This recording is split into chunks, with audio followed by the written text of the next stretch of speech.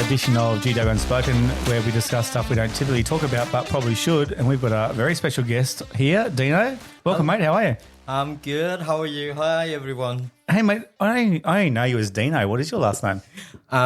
G, Y-I. Just Y for yellow, I for international. G-I. G.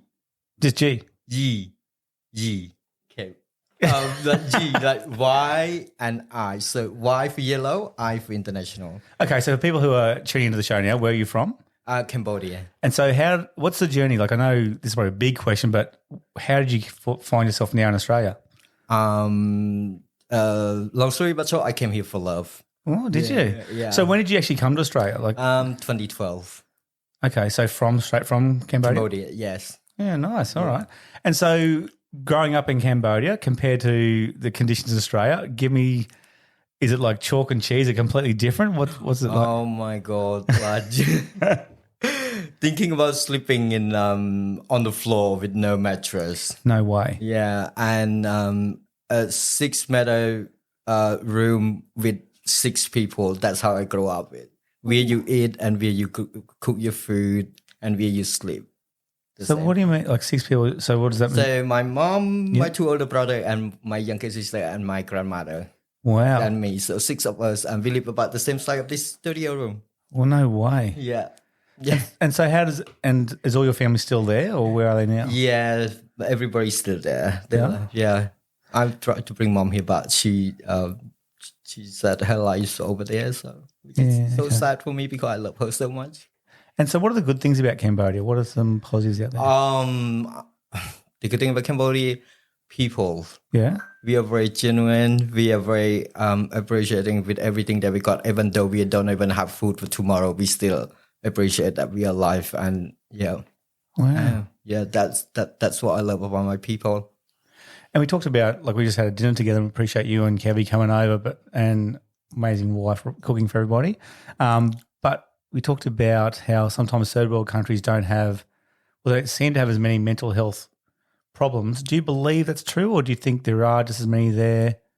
I think, when you grow up, when you here in Australia, you got all the support from the government, you got all the help that you need around you. But with us, we are too busy to surviving, so we don't have time for sadness. No time to dwell in the problem. No time to dealing with grief. No time to deal with anything. All I know was my whole life. All I know was like making money and try to survive for the next day. So that pretty much my life. So again, listening to the Resilience Project at the moment, love that book at the moment. But would it be true in the fact that people maybe in like a third world country have more gratefulness about the things they actually do have, not what they don't have? Yes, exactly. We appreciate what we have. Yeah, what we have, and so we appreciate what we got, and we try to hold on to that instead of chasing this and that. Even though it's kind of sounds strange because we are chasing food every day. Yeah. Wow, that's crazy. Yeah. But we appreciate what we got.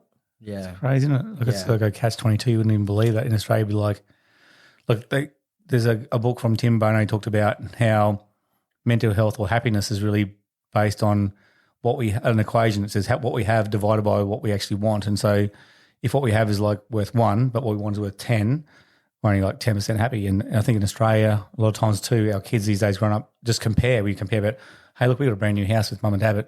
Oh, look across the road, they've got a better one. Gee, I wish we had that now in a pool. They've got a pool. We don't have a pool. I think the new generation in Cambodia, like let's just say my sister generation, I think they kind of like that a bit. But back with me in my generation, because I grew up during the war zone, so I only try to survive. I don't think about car. I don't think about diamond. I don't think about, holiday destination. I only think about how I'm going to survive tomorrow, how I'm going to have food for tomorrow. That's crazy. That's just how I get brought up. So knowing that now, and you come over here a bit later in life, how was school for you? Let's go back a bit. My childhood school. Yeah. I don't like it. I hate it. I hate school because I get bullied a lot at school because the fact that I'm so different. Like my look is different. My skin is a bit too dark for pretty much in Cambodia, like if you got lighter skin like you're very popular, you're very famous. Like everybody want lighter skin because that identify as rich and healthy and, like all of that. If you got dark skin like me, that means you have low education, you're from the farm. And so, yeah. So me, generally, it's not a type of Cambodian people want to be. They want to look a little bit like Chinese and Korean and because that defines like rich and wealthy and stuff like that. Right. Okay. Yeah. So I don't get along with anyone at school because I'm very different. My lip is too big, my skin is too dark, and I'm always like I find it hard to get along with other kids. So I skip school all the time. I love to go to jungle with my mom because my mom, she do trade between Siem Reap province, which is my hometown, to the Thai border. So I prefer to go there. I skip school all the time. Right. So mum was aware of that. Yeah, because she loved my company. I love to go with her. So we do like 3-day trip, walking through the jungle, through the landmine from my hometown to Thai border, and then we sell all of the stuff there, and then we bought some stuff back and bring it and sell it in my village. So that's what we've been doing. Yeah. So you talked about how you got bullied a fair bit or didn't have many friends. How did that affect you as you got older? Like, did you hold that against people, or did you build some inner strength some other way? I did not hold it against people, but I just think people don't get me because everybody try to chase the same thing, which is I think when I start to realize that when I was in grade 6, that was the last year at school. So I finished grade 6. So when I finished grade 6 and I tried to chase friends, I tried to, like get into this primary school, try to make a friend, but I didn't get along with anyone. And so I gave up. And I said, you know what? That's just the way it is. I have no place to belong, like. Apart from your family. Yeah, apart from my family. And I don't even have friends because, as I said, like I'm very different. And then I learned how to rely with my family, and I learned to love my family. I learned to all of that. And then when I turned 20, that's when I stopped chasing friends. That's when I learned to love myself, learned to live, to rely on myself. Yeah, right. And because throughout my journey finding friends, it was just exhausted. It was just tired and stuff. Then when I start to love myself, when I start to say, okay, I have to be truthful to who I am because this is me. I cannot change. And I don't want to be like everyone else. And when I started doing that, surprisingly, I got many friends. Everyone want to be my friend because they get the real me. Like, not the one who's trying to be. Right. Yes. Yeah, that's right. So when I stopped chasing that, and then all of a sudden I got many friends. So what were some of the things, did you have anything, like I know you said you were really close to your family, you invested all your time in there for those authentic connections. At school, and if you didn't have those friends, it must have been pretty tough though. Like, was there times where did you do certain things to make you feel happy? Was it just, you just relied on your family network to keep you there? I just rely on my mom. I think my connection, because I grew up without dad. So just my mom and my grandmother, because my brother, he in the army when he was 14, because we was in the war. So back in that time, there's bomb shooting everywhere. So war going on in my village. And my brother got taken away to be a soldier. He was about 14. And wow. So I don't really see him that much. So it's only me and my grandmother and my sister and my mom. Yeah, so it was pretty tough, but my mom, she did everything she could as a mother. So I couldn't ask for a better mother. She sacrificed her life for us. So It's amazing. Yeah, and that's why I love her so much. And I want to be like her. I want to be a good person like her. I never see her fight with anyone. Yeah, wow. She's always happy. And how often do you get to see her now? 1 or twice a year. Yeah, but pretty much once a year. Yeah. Yeah, okay. I want her to come here. I want to show her the world, but she said her life's over there. So what she knows, yeah. And so then take us back to, you said about 20 years old, you started making friends because you weren't trying as hard and you were just confident who you were. Yeah. take us back then through your teenage era. What happened around that teenage time? Before 20. Yeah. Yeah. So when I was an illegal immigrant in Bangkok, I went through a rough time as well because back then I was sexually abused by 2 men from the construction site. And, Jesus, sorry to hear that. that's okay. Thank you. Yeah, that gave me a lot of anxiety talking to straight men. Or I don't really have that many straight men friends because I find it's scary. I don't know if that makes sense. I feel anxious around straight men. Yeah. Yeah, I don't. Is that like a trust issue? Is that like a trust thing? Yeah, something like that. Yeah, maybe I have a daddy issue because me and my dad we don't talk, so I don't. Yeah. Yeah, but yeah. So after the sexual abuse happened in Bangkok, yeah, I was forced to grow up really fast. Wow. And I didn't have time to talk about what happened because we were in the very difficult situation because we was illegal in Thailand and we have no right to be in Thailand. So I cannot report it to police or go get help from the hospital. So, and my mom can't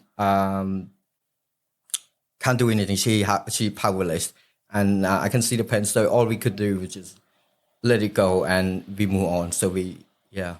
So take me, if you're okay with this, and again, sorry that's happened. And how did Mum react? Did Mum know straight away? Like, were you happy to tell Mum straight away? I told her 2 days after the incident because my brother he saw me strange, and I told him, and then he went to confront the 2 guys that abused me, and he got almost thrown off the rooftop from the 3rd floor at the construction site. So wow. That's when my mom realized that something going on. So I did tell Mom, and my mom said, we worry about my sister because my sister is only 10 back then. Yeah. So we have to move fast. So we moved. We ran away from there.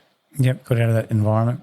The environment we're living in, like, because when we arrive in Bangkok, we're not allowed. I don't speak the language. We're not allowed to make friends. We're not allowed to talk to anyone. We just wake up, eat, go to work in the construction site, and then came home and sleep. That's it. That was a life for like 10 years. Wow. Yeah. And so then, was there a specific mentor that you had to help you get through that situation, or did you just carry that burden along? Like, I was trying to. So after that happened, one side of my head telling me that didn't happen, and the other side of my head told me that actually happened. So I'm in the battle between myself. Yeah. So one side of me is that didn't happen. I think that side of me kind of helped me throughout my journey. Yeah. But then it didn't really do. It didn't really help me in the end. But when I get to Australia, I realized that I can't get help and all of this. It does help me a lot. And I think talking about it actually take a lot of weight out of my shoulder instead of holding it. Yeah. Yeah, so I'm very lucky that I have such an amazing husband who could listen. I heard he's a pretty good bloke too, hey? Yeah, he is. He's a very good man. And he's always tried to help me, like what do I need, what, this, that. And as soon as I open up about everything, and I'm a bit more alive. Yeah, I would say. Yeah. Yourself. Yeah. Yeah. And now I can talk about it with. I could laugh and talk about it. Not like 10 years ago, I couldn't do it. Yeah. Okay. Couldn't do it. So I'm going to ask you a personal question now, if that's okay. And I'm going to ask you. So the Deano we know right now. Yeah. How much of a percentage does it affect you right now? So if I said to you now, it's still affecting me 50% of the time, or what percentage is it now still carrying with you? I would say the scar's already there. The scar can never go away. But I would say it doesn't affect me that much anymore. It doesn't have the power over me. I think I have control over the situation. Yeah. Right. Now I don't blame myself. Oh, I used to blame myself. I used to blame myself that it was my fault. That I let that happen. Yeah. I should that day, if I choose to go home with my mom instead of staying back at work, that will never happen. But it doesn't matter what I choose on that day, what decision I made. It wasn't my fault because those two men, that's what they did. So, but for over 20 years, I just blame myself. But when I get to turn 30 or something like that, that's when I start to discover people with this kind of situation on Facebook, surprisingly. And we start to cheer and talk about it. And then I start to open up. I'm very grateful because 3 years ago when we adopted a daughter, a greyhound, we got two greyhounds. Two daughters?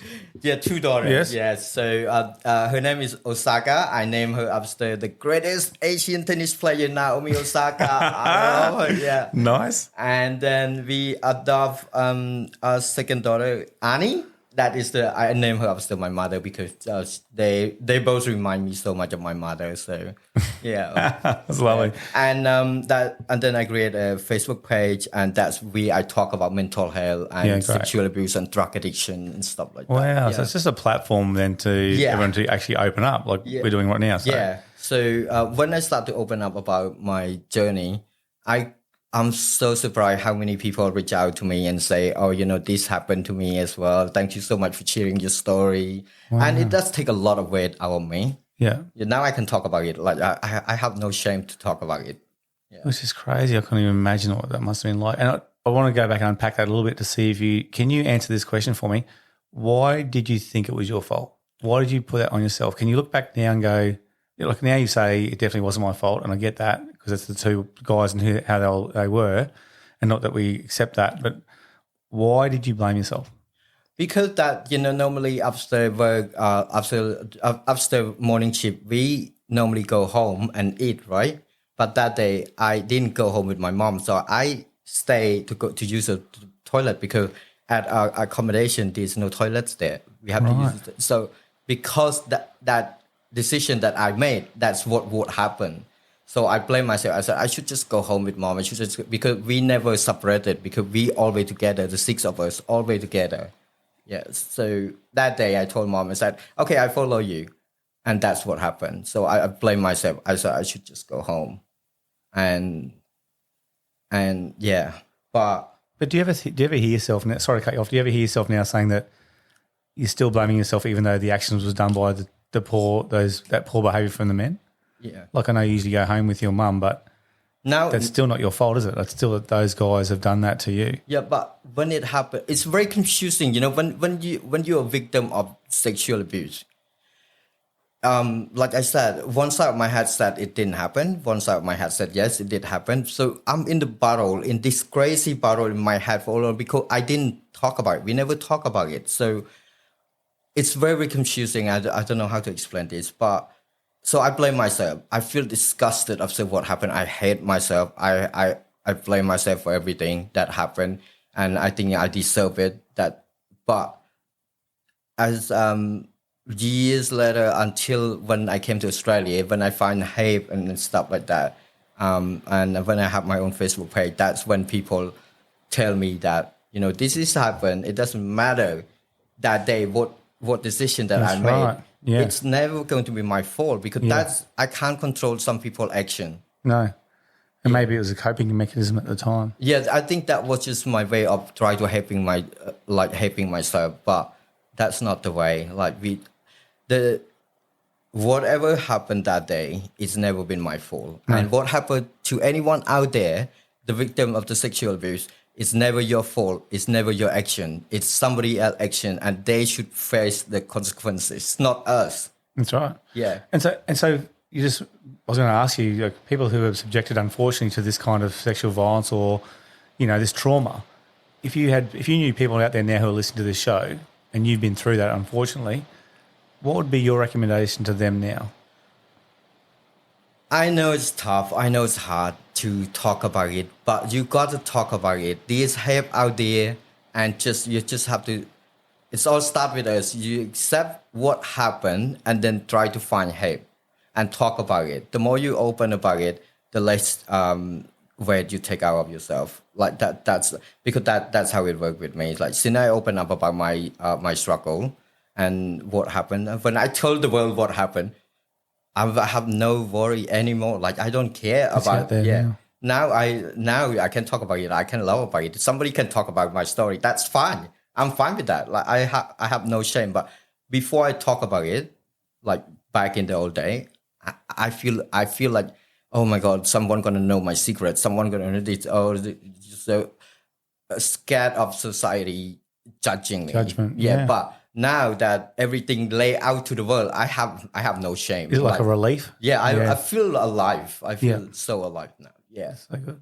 Yeah. So I asked your husband this on the podcast recently and said, you know, if you look in the mirror now, what do you see? What's something that if you look in your mirror now, Deano, and you see yourself? I see myself now. And I see myself before the incident back in like when I was before the sexual abuse. I'm still the same person.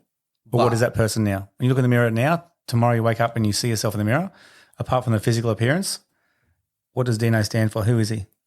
How would you explain yourself? I'm just a guy next door. I'm just who I am. Just Deano from the block, and yeah, that's what that.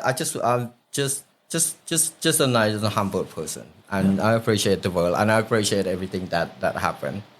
That because what happened, that's what makes you who you are. I don't appreciate the sexual part, but I mean what happened from what you've grown from that. Yeah, they say that. I did a goal setting exercise recently. It was from a guy who does business, but he said, if you want to know what you stand for, he said, write your own eulogy. It sounds really strange. He said, just imagine you're at your own funeral and you're writing now a one-pager. What would people say about you? What would you say about yourself about your eulogy? For some reason, I don't. Everybody keep telling me like I'm a nice person because I am a nice person, but for some reason I don't accept it. Because my mom is much better than me. If you meet my mom, you're comparing. I'm not even half of her. So I'm trying to live. I've tried to follow her footsteps. That's lovely. Yeah, I love my mom. She's the best. That's great. Yeah. I thought you might say that you are like a number one tennis star who's going to beat your husband in a game of tennis tomorrow. Is that correct? No, I love to beat him, but I don't have a champion mentality. And my husband, he's for some reason, he tried to annoy me before the game starts. Dirty tactics. I can see that. Playing with my head, and then that's how he win the game. But if he just don't talk to me, like how tennis player, they don't talk to each other. You stay over there, you stay there. I beat him. Oh, yeah. Oh, that's I beat him. Talk. Yeah, but he know that I got. Like if he messed up with my head a little bit, and then he win the game. So basically, tomorrow when you play, you can put your AirPods in. No, tomorrow. Tomorrow the rule is like, okay, you over there, I'm over here. We don't talk, okay? He'll break the rules for sure. 100%. I know he is. 100%. So what's the 5-year plan for Deano? So what are you doing now? What's? I'm working for food production company called Lion Easy. So, nice. Yeah, I'm working on what do you call it? Sorry, my English is so bad. Food processor worker. Nice. Yeah, so we make frozen food. You enjoying it there? I love it there. I love my teamwork. Can I just shout out to my friend? Thank you so much, Bo, Marie Faye, and Nikki, and we, and she, and everyone. I love you guys. You guys are the best. We're sponsored here. That's perfect. And so where are you in 5 years' time? I want to be a team leader. Same place? I actually got offered a position last year, but I think it was too early, too soon for me. Okay. So I turned down the opportunity. All right. And you want to be at the same place? I love my job. I do. I love the people that I work with. I love I love my job. Nice. Yeah. And so is there, if I said a 10-year plan, would you still say the same thing? Would you still be the same place? I want to go higher position. Oh, yeah? Yeah. Like what? So maybe supervisor. Oh, nice. Why not? Why not? No, but all my teamwork said I should be a team leader. But last year I got offered the position, but I think it was too fast, too soon for me. Because first of all, I never go to school. I don't have any degrees. Well, I did until 6th grade, but I don't have English degree. I don't know. I teach myself English. I teach myself how to speak Thai. And so I don't have any degree, but all the job that I got because I'm a hard worker. Hard worker, Yeah, good and work ethic, sacrifice. when all those good I things. when I work, I even though I like the job or not, I will give 100%. I Nice. will walk in and do the job. Yeah. But So if you're trustworthy and you're on time, you got all those work ethic principles, why not? I like to walk in and smiling with everyone and have That's a good great. time. Yeah. And what about weekends? What's your downtime activities you do? Besides play some tennis, what else do you do? I just love spending time with my dog Yep. and my balcony and my little garden. Yeah. I don't want to do much. I try to get everything done Monday to Friday, and then the rest of the weekend is like my me time and my dog. Yeah, nice. Yeah. Well, dogs. Yes. 2 dogs now. 2 dogs. Do you have a favourite or can't you say that? I think me and my husband, I love both of them, but my Osaka, of course. But now my husband take Osaka because he thinks that Osaka is his baby. So now I got the youngest one, Annie. She's a bit wild like me. You get jealous. Yeah, she's very jealous. But yeah. Yeah, right. Yeah. Well, I can't even imagine what you've been through, but I appreciate all the stuff you've opened up and spoken to, and no doubt you're going to positively affect a lot of people who listen to this who may have gone through the same things and are holding it in, or can see how you can bounce back and use that to your, I suppose, benefit to move forward. So it's pretty big. Yeah, I think first we need to accept that what happened is what happened, and we just start. When we accept the truth, then we can find the solution. What we can do next. Yeah.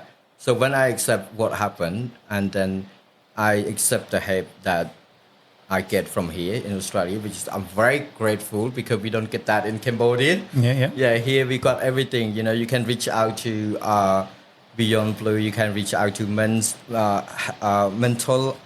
men's headline. Healthline, yeah. Yep, they've been very grateful. They've been very good to me. So yeah, and all the psychologists and stuff. And as I said, with my Facebook page that I talk about, so that. When you start to open up about that and you talk about it and let it all out to the world, you will be free from your pain. I'm free from my pain now. It's so good. Yeah. And also you're freeing other people because they're feeling like they can be vulnerable with you and have an open forum to talk. And that's amazing. Yeah, I'm very proud of that. Yes, I'm very proud of you too. That's amazing. I know you do it. Crazy. All right, let's have some fun to finish off a bit lighter. All right, so again, are you ready for these? Okay. Because I haven't asked any of these already. Right. What's your favourite exercise? Tennis. All right. Do you actually have a favourite saying? Do you have like a quote or anything? Like? I have a quote that I will rise and die with who I am. Oh, I don't so like that. Pretty much be truthful to who you are. I like that. That's when I discover myself. Always be truthful to who you are. Always be rise and die with who you are. That's nice. That's cool. Yeah. All right. And what about, are you a joker? Because I know your husband sort of got me last time with a joke. When I like to be a comedian, but I hate my voice, so I can't. But do you have a joke you go to, like why do bees hum? Because they don't know the words?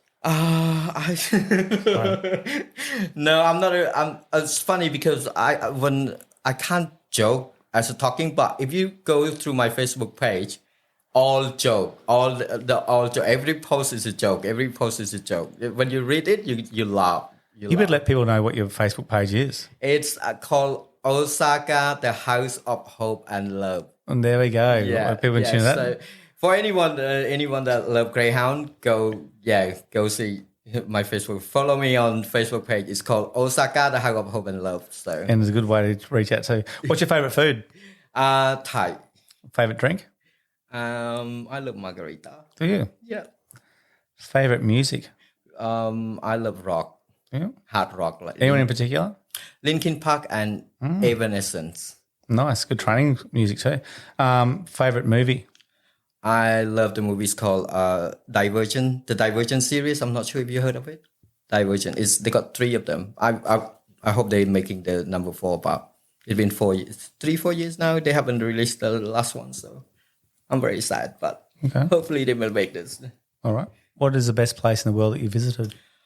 Connemara in Ireland. I love that place. It's don't get me wrong. Australia is beautiful. I'm grateful to be here, but because I love nature and I love green. Connemara. If you go to Ireland, visit Connemara. It's so beautiful. It's just a drive with the sunset and mountain up and down and just green everywhere. Oh my God, it's just like paradise. So beautiful. And they say the environment's so good for our mental health too. Just looking outside, out in the land. That's good. Yeah. If you're in your last meal, what would it be? Kanam grob. I don't know what it is in I English. don't know. but What is that? It's a pork belly deep fried with pork choy. Nice. Is that something you cook regularly? I don't know how to cook that. Who's the cook in your family, by the way?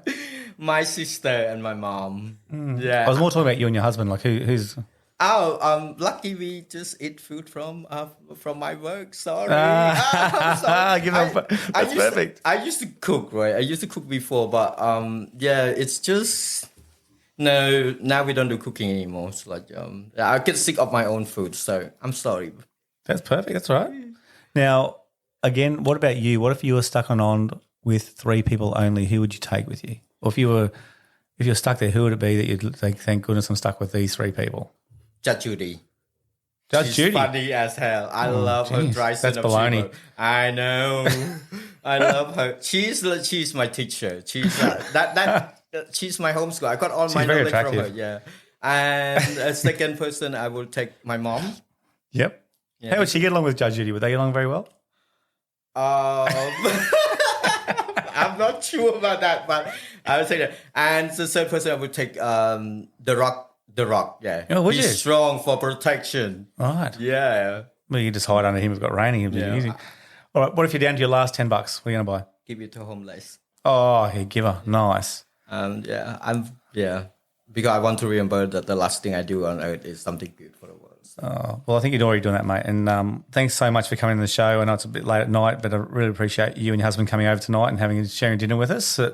Rach has done an amazing job again for us, but I really appreciate your time and being so open about some of these things that are so sensitive. And it's just seeing how far you've come already, and you can actually influence so many other people's lives just by your journey and your story is just amazing. So thank you for being on the show and opening up. Thank you so much for having me. Thank you. Yeah. Thank you for the dinner. That was amazing. Thank you. Thank you.